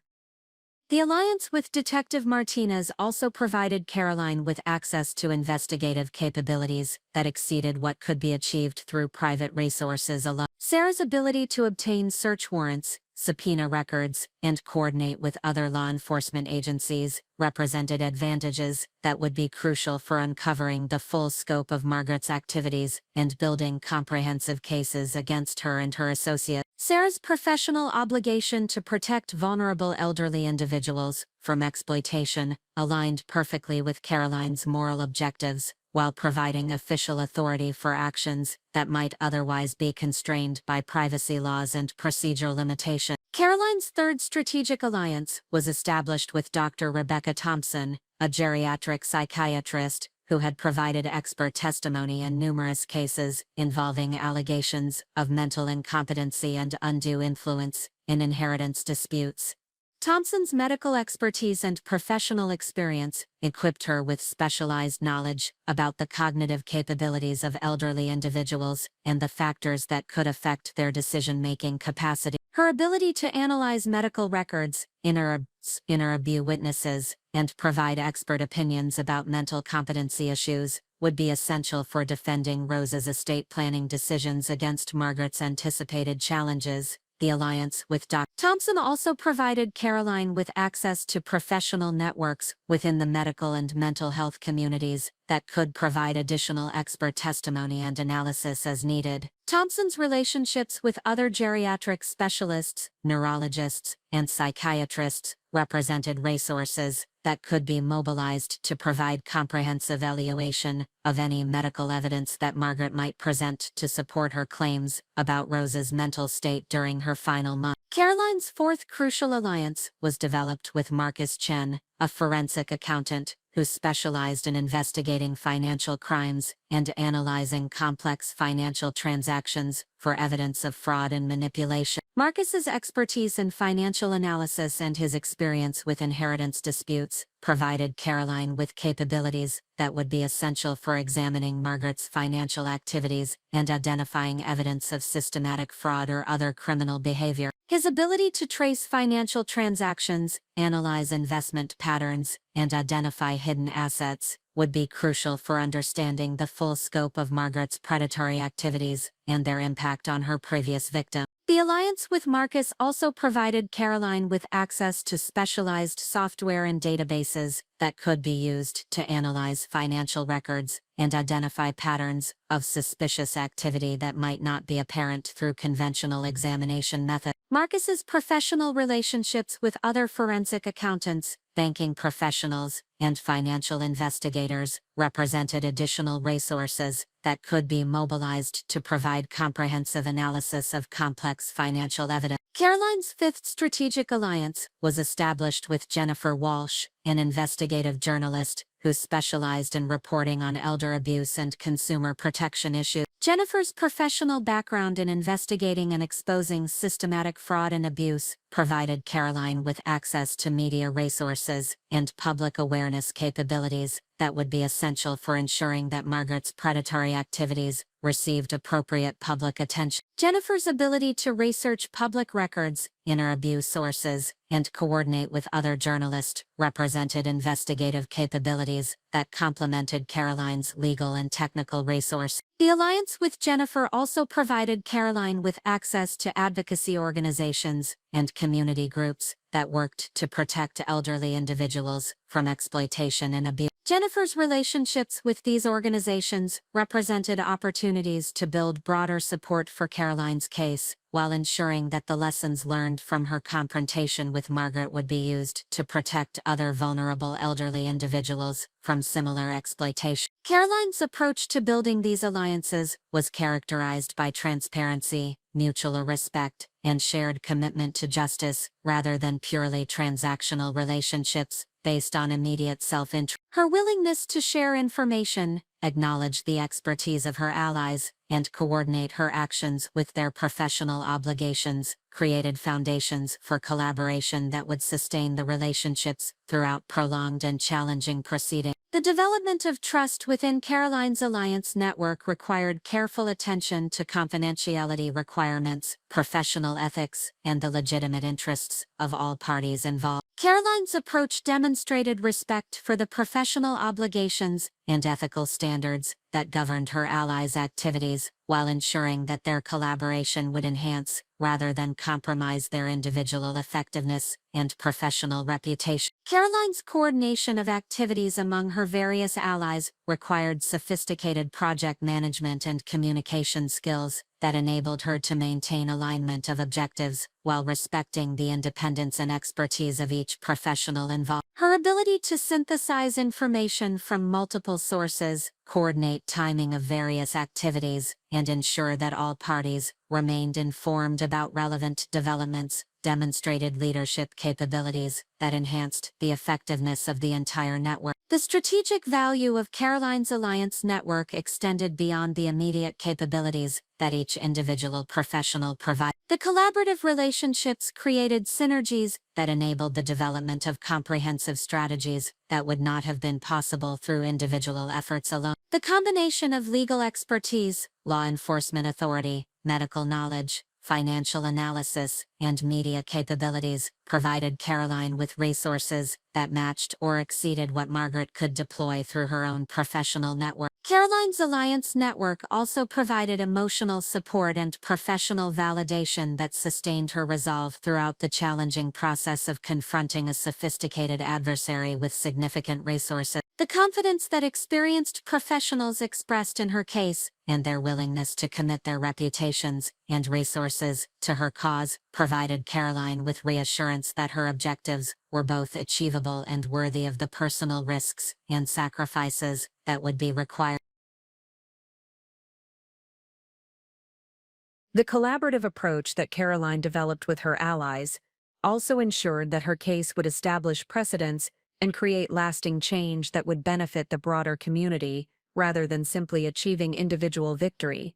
The involvement of law enforcement professionals, medical experts, and advocacy organizations meant that the lessons learned from her confrontation with Margaret would be integrated into training programs, policy development, and public awareness campaigns that would protect other vulnerable elderly individuals from similar exploitation. Caroline's success in building strategic alliances demonstrated the fundamental principle that individuals who possess moral clarity and professional competence can inspire others to join their cause and contribute their expertise to achieving common objectives. Her ability to articulate her vision for justice, demonstrate her commitment to ethical principles, and coordinate complex activities while respecting the autonomy and expertise of her allies, created a model for effective collaboration that transcended the specific circumstances of her inheritance dispute. The alliance network that Caroline constructed represented more than simply the accumulation of professional resources and expertise. It demonstrated the power of shared values and common purpose to create collective capabilities that exceeded what any individual could achieve alone. The willingness of experienced professionals to commit their time, resources, and reputations to Caroline's cause reflected their recognition that her battle with Margaret represented broader principles of justice and community protection that warranted their support and involvement. Caroline's approach to building and maintaining these strategic alliances provided a foundation for achieving comprehensive victory that would address both her immediate legal challenges and the broader objectives related to exposing Margaret's predatory behavior and protecting other vulnerable elderly individuals from similar exploitation. The collaborative network that she developed would prove essential for implementing the complex strategies that would be required to defeat Margaret's sophisticated methods while establishing precedents that would deter similar attacks in the future. The implementation of Caroline's comprehensive strategy began with carefully orchestrated initial actions designed to test her alliance network, gather crucial evidence, and establish the foundation for more aggressive measures, while maintaining the element of surprise that would be essential for achieving maximum impact. These first strategic moves demonstrated Caroline's transformation from defensive victim to proactive advocate, while revealing the devastating effectiveness of coordinated professional expertise applied with moral clarity and strategic precision. Caroline's opening gambit was executed through her alliance with Detective Sarah Martinez, who initiated a preliminary inquiry into Margaret's financial activities under the guise of routine follow-up to the previously dismissed elder abuse allegation. This approach provided legal authority for examining records and conducting interviews that would have been impossible to obtain through private investigation alone, while ensuring that any evidence discovered would be admissible in both criminal and civil proceedings. The inquiry was structured to appear routine and non-threatening while systematically gathering intelligence about Margaret's methods, resources, and potential vulnerability. Detective Martinez's initial review of public records and financial databases revealed patterns of activity that exceeded Caroline's most pessimistic expectations about Margaret's systematic exploitation of elderly individuals. The investigation uncovered evidence that Margaret had been involved in inheritance disputes with at least 7 different elderly relatives over the past 2 decades, with each case following remarkably similar patterns of late-stage involvement in estate plan, allegations of special relationships that justified inheritance claims, and aggressive legal challenges that resulted in substantial settlements or court awards. The consistency of Margaret's methods across multiple cases provided compelling evidence that her activities represented calculated business operations, rather than legitimate family disputes motivated by grief or genuine concern for inheritance rights. The timing of Margaret's involvement in each case, the similarity of legal strategies employed, and the progression from initial contact to final settlement revealed a sophisticated system for identifying, targeting, and exploiting vulnerable elderly individuals and their families. Caroline's second strategic action involved her collaboration with forensic accountant Marcus Chen to conduct a comprehensive analysis of Margaret's financial situation and spending patterns over the past 5 years. This analysis was designed to identify sources of income that might be inconsistent with Margaret's claimed financial circumstances, while also tracing expenditures that might reveal evidence of her systematic approach to inheritance fraud. The financial investigation was conducted using techniques that ensured compliance with privacy laws, while maximizing the intelligence value of publicly available information. Marcus's analysis revealed financial patterns that provided stunning confirmation of Caroline's suspicions about Margaret's predatory activity. Margaret's income over the past 5 years had included substantial payments from estate settlements and insurance claims that coincided precisely with the deaths of elderly relatives and acquaintances. Her expenditures included payments to attorneys specializing in inheritance disputes, private investigators who conducted surveillance and background research, and various professionals who provided services related to estate planning and elder care coordination. Most significantly, Marcus's analysis revealed that Margaret had been systematically investing her inheritance-related income in ways that suggested long-term planning for continued activities in this area. Her financial portfolio included investments in companies that provided elder care services, legal databases that could be used for research on potential targets, and professional development activities related to estate law and financial planning. These expenditures indicated that Margaret had transformed elder exploitation into a sustainable business model that she intended to continue and expand. Caroline's third initial action involved her alliance with Dr. Rebecca Thompson to conduct a comprehensive review of Rose's medical records and cognitive assessments during her final month. This review was designed to establish definitive proof of Rose's mental competency and decision-making capacity, while also identifying any evidence of the manipulation or coercion that Margaret would likely allege in her inheritance challenge. Thompson's analysis would provide the medical foundation for defending Rose's estate planning decisions, while exposing the falsity of Margaret's anticipated claims about Rose's vulnerability to undue influence. Thompson's review of Rose's medical records revealed documentation that exceeded legal requirements for proving mental competency and voluntary decision-making. Rose's healthcare providers had conducted multiple cognitive assessments throughout her illness, all of which demonstrated that she had retained full decision-making capacity, despite her physical decline. The medical records also included detailed documentation of Rose's specific instructions about her estate planning objectives and her explicit rejection of attempts by various family members to influence her decisions. Most importantly, Dr. Thompson's analysis revealed evidence that Rose had been aware of and concerned about Margaret's apparent surveillance and manipulation attempts. Rose's medical records included notes about her request for additional privacy protections during medical appointments, and her specific instructions that certain family members should not have access to information about her medical condition or treatment plan. These records provided compelling evidence that Rose had recognized Margaret's predatory behavior and had taken deliberate steps to protect herself and her estate planning decisions from manipulation. Caroline's fourth strategic action involved her collaboration with investigative journalist Jennifer Walsh to begin developing public awareness about the broader implications of systematic elder abuse and inheritance fraud. This approach was designed to create social and political pressure for more aggressive enforcement of existing laws, while also warning other potential victims about the methods employed by predators like Margaret. Jennifer's initial reporting focused on the general patterns of elder exploitation without revealing specific details about Caroline's case that might compromise ongoing legal proceedings. Jennifer's preliminary research into elder abuse and inheritance fraud revealed that Margaret's activities were part of a much larger problem that affected thousands of elderly individuals and their families throughout the region. Her investigation uncovered evidence of networks of attorneys,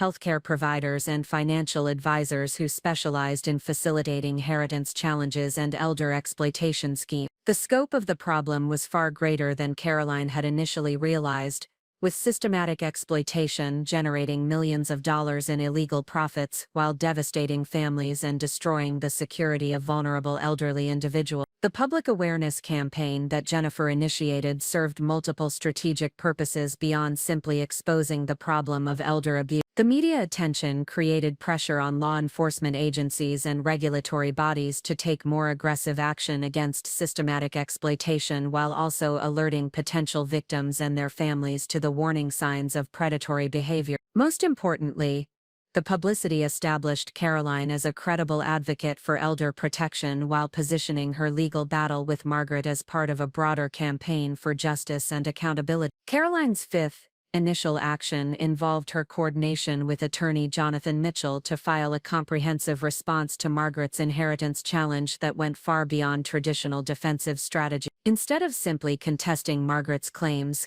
Caroline's legal response included counterclaims for fraud, intentional infliction of emotional distress, and violation of elder protection statute. This aggressive approach was designed to transform the inheritance dispute into a comprehensive legal proceeding that would address the full scope of Margaret's predatory behavior while establishing precedents that would protect other vulnerable elderly individuals. Jonathan's legal strategy also included requests for expanded discovery that would require Margaret to provide detailed information about her involvement in previous inheritance disputes, her financial relationships with various professionals who assisted in such cases, and her communications with other individuals who might be engaged in similar systematic exploitation activity. These discovery requests were designed to expose the full scope of Margaret's activities while gathering evidence that could be used for criminal referrals and additional civil litigation. The coordinated implementation of these initial actions demonstrated the power of Caroline's strategic alliance network while establishing momentum that would be crucial for achieving comprehensive victory in the prolonged battle ahead. Each action reinforced and amplified the others, creating synergies that exceeded what could have been achieved through individual efforts alone. The combination of law enforcement authority, forensic expertise, medical analysis, media attention,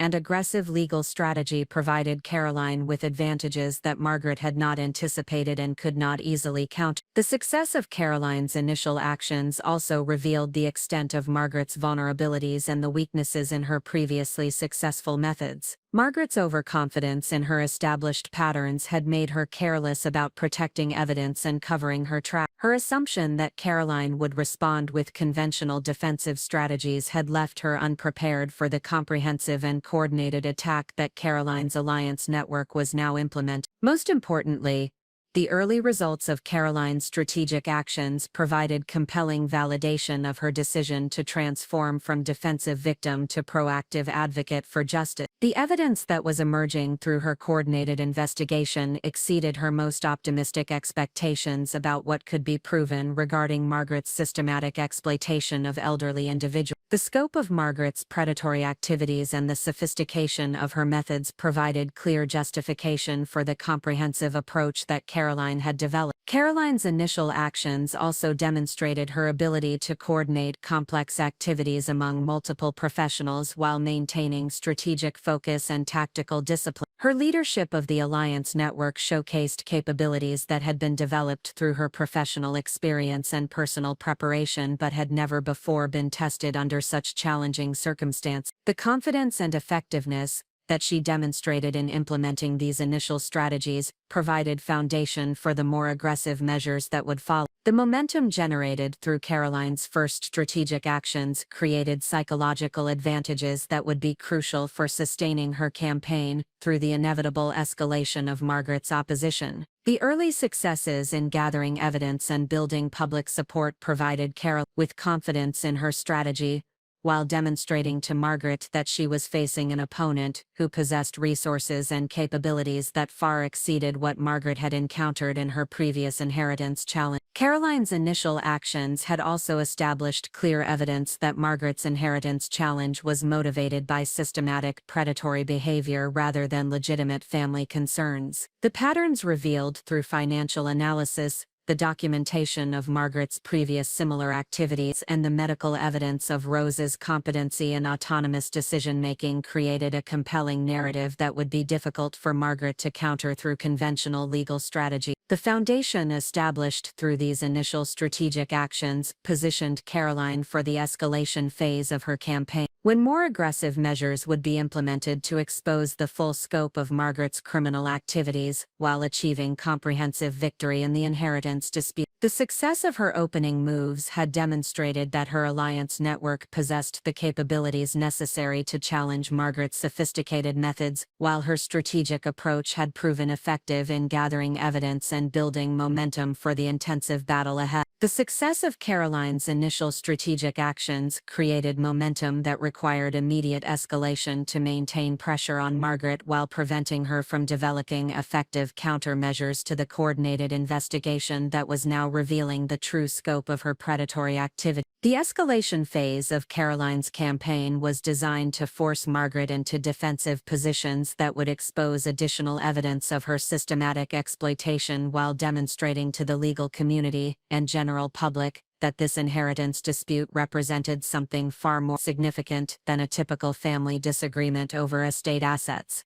Caroline's decision to escalate her actions was motivated by intelligence gathered through her alliance network indicating that Margaret was beginning to recognize the serious threat to her established operations and was mobilizing resources to mount more sophisticated opposition than she had deployed in previous inheritance challenge. Detective Martinez had received reports that Margaret was consulting with attorneys who specialized in defending against criminal charges, suggesting that she understood the potential for her activities to result in prosecution rather than simply civil litigation. This intelligence confirmed that Caroline's strategy was achieving its intended effect of transforming Margaret's calculated attack into a defensive struggle for survival. The first major escalation action was implemented through Caroline's collaboration with Detective Martinez to formally request federal investigation of Margaret's activities under statutes governing elder abuse, mail fraud, and racketeering. This request was supported by comprehensive documentation that Caroline's alliance network had gathered during the initial investigation phase, including financial records demonstrating systematic patterns of inheritance fraud, medical evidence disproving Margaret's claims about elderly victims' mental incapacity, and communication records revealing coordination between Margaret and various professionals who assisted in her exploitation scheme. The federal investigation request represented a strategic escalation that transformed the scope of Margaret's legal jeopardy from civil liability to potential criminal prosecution with serious penalties including substantial prison sentences and asset forfeiture. The involvement of federal authorities also provided access to investigative resources and legal mechanisms that exceeded what could be achieved through state-level proceedings alone. Most importantly,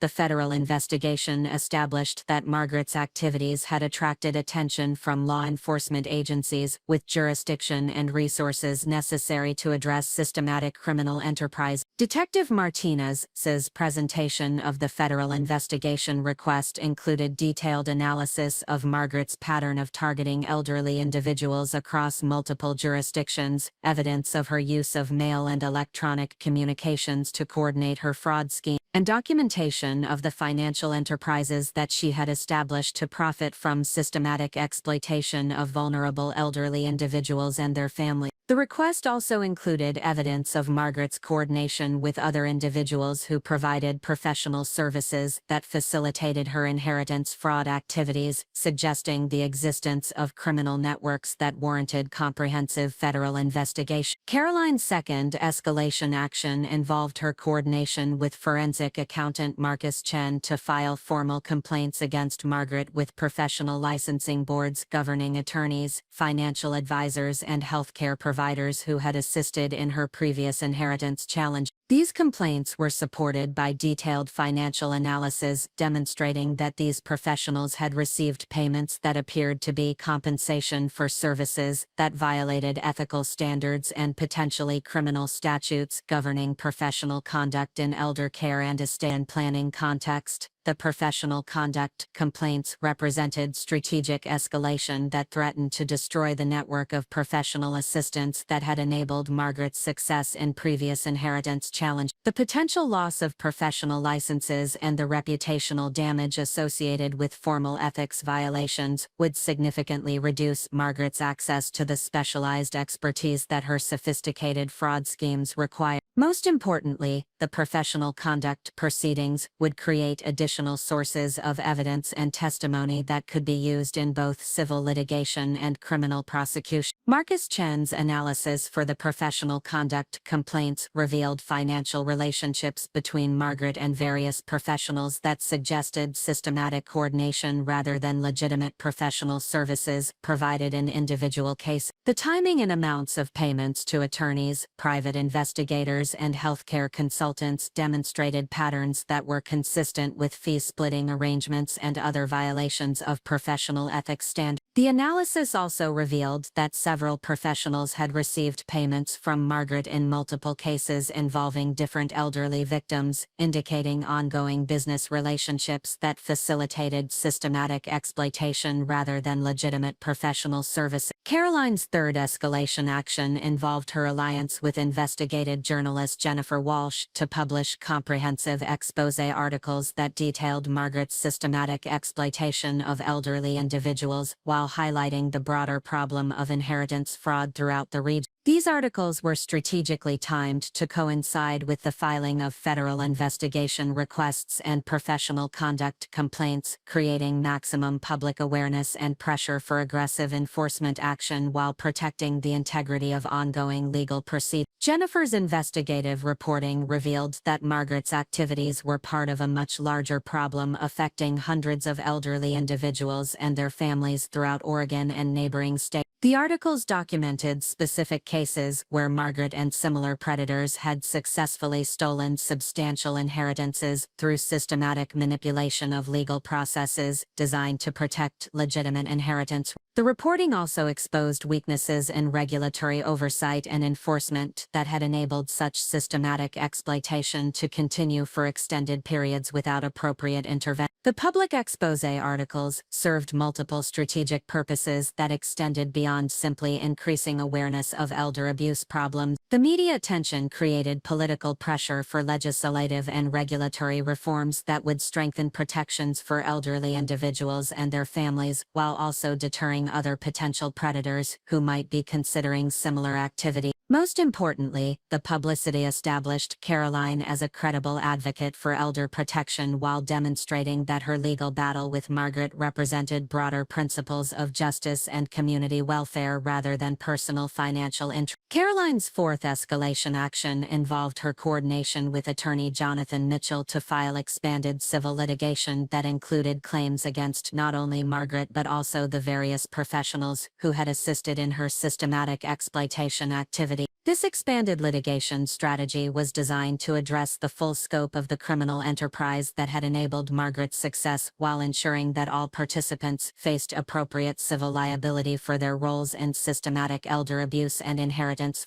The expanded civil litigation included claims for conspiracy, racketeering, and professional malpractice against attorneys, private investigators, healthcare providers, and financial advisors who had provided services that facilitated Margaret's inheritance fraud scheme. The litigation strategy also included requests for punitive damages and attorney fees that would ensure that victory in the civil proceedings would result in substantial financial consequences for all participants in the systematic exploitation enterprise. Jonathan's expanded litigation strategy also included coordination with class action procedures that would enable other victims of Margaret's systematic exploitation to join the legal proceedings and seek appropriate compensation for their losses. This approach was designed to maximize the financial and reputational consequences for Margaret and her associates while providing justice for all individuals who had been harmed by their systematic. Caroline's fifth escalation action involved her coordination with Rebecca Thompson to present medical evidence and expert testimony that would definitively establish Rose's mental competency and voluntary decision-making throughout her final months, while exposing the falsity of Margaret's claims about undue influence and manipulation. This medical evidence was strategically presented through multiple proceedings including the inheritance dispute, federal investigation, and professional conduct complaints to ensure maximum impact across all aspects of Caroline's comprehensive campaign.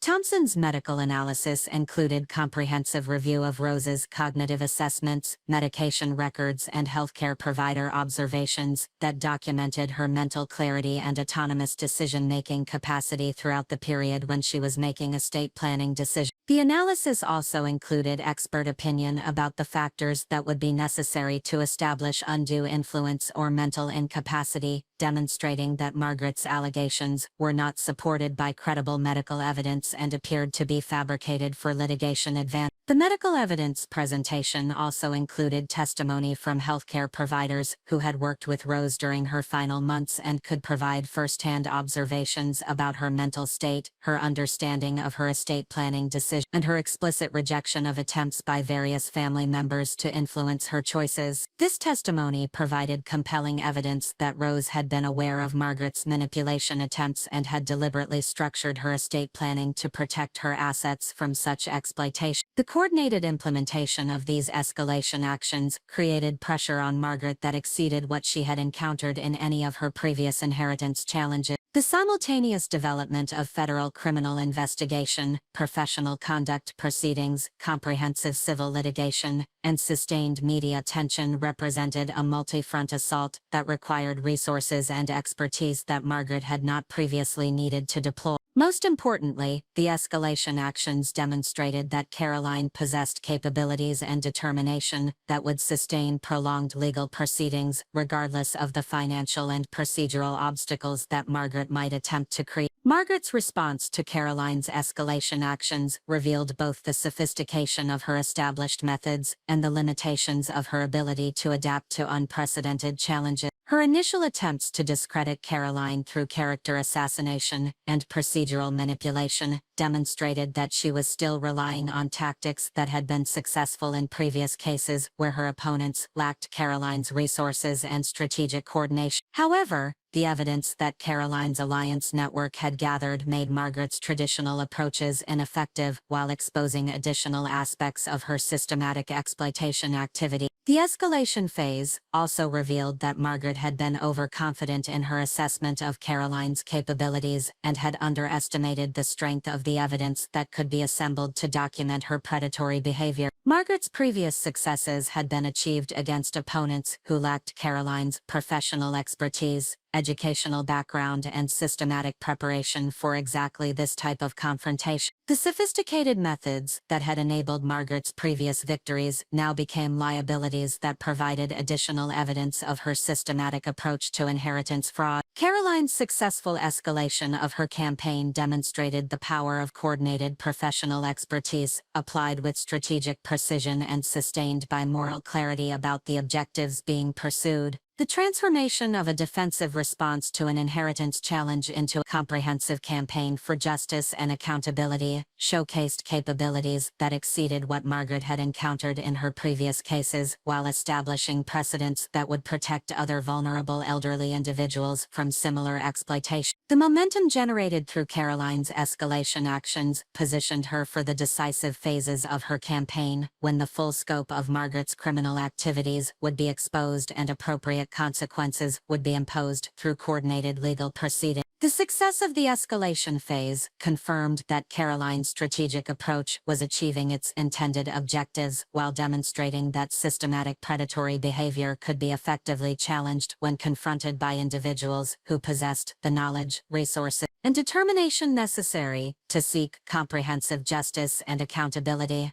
The critical moment that would determine the ultimate outcome of Caroline's comprehensive campaign against Margaret's predatory enterprise arrived during the third week of December, when the convergence of multiple legal proceedings and investigative activities created circumstances that required extraordinary courage and strategic precision. The turning point emerged when Margaret, recognizing the existential threat to her criminal operation, deployed resources and tactics that exceeded anything she had previously employed, while simultaneously exposing vulnerabilities that would enable Caroline to achieve decisive victory through coordinated action across all fronts of their multifaceted confrontation. The crisis began when Caroline received intelligence through Detective Martinez, indicating that Margaret had retained the services of Vincent Kellerman, a disgraced former federal prosecutor who specialized in defending individuals accused of sophisticated white-collar crimes. Kellerman's involvement represented a significant escalation in Margaret's defensive capabilities, while also confirming that she recognized the serious criminal jeopardy that Caroline's investigation had created. Kellerman's reputation for aggressive tactics, procedural manipulation, and character assassination indicated that Margaret was prepared to employ methods that went far beyond conventional inheritance dispute strategies. Caroline's intelligence network also revealed that Margaret had begun liquidating assets and transferring funds to offshore accounts in jurisdictions known for banking secrecy and resistance to international law enforcement cooperation. These financial movements suggested that Margaret was preparing for the possibility of criminal prosecution and potential asset forfeiture, while also positioning herself to flee the country if legal proceedings developed in ways that threatened her freedom. The urgency of these financial transfers indicated that Margaret understood the comprehensive nature of the threat she faced and was implementing contingency plans that she had apparently developed for such circumstances. The immediate danger to Caroline's campaign emerged when Kellerman filed emergency motions in federal court, alleging that Caroline's investigation activities constituted harassment, witness intimidation, and obstruction of justice. These motions requested temporary restraining orders that would halt the federal investigation, suppress evidence that had been gathered through Caroline's alliance network, and impose sanctions against Caroline and her legal representatives for allegedly exceeding appropriate boundaries in civil litigation. Kellerman's strategy was designed to neutralize Caroline's investigative capabilities while creating legal complications that would consume her resources and attention. Up next, you've got two more standout stories right on your screen. If this one hit the mark, you won't want to pass these up. Just click and check them out. And don't forget to subscribe and turn on the notification bell so you don't miss any upload from us.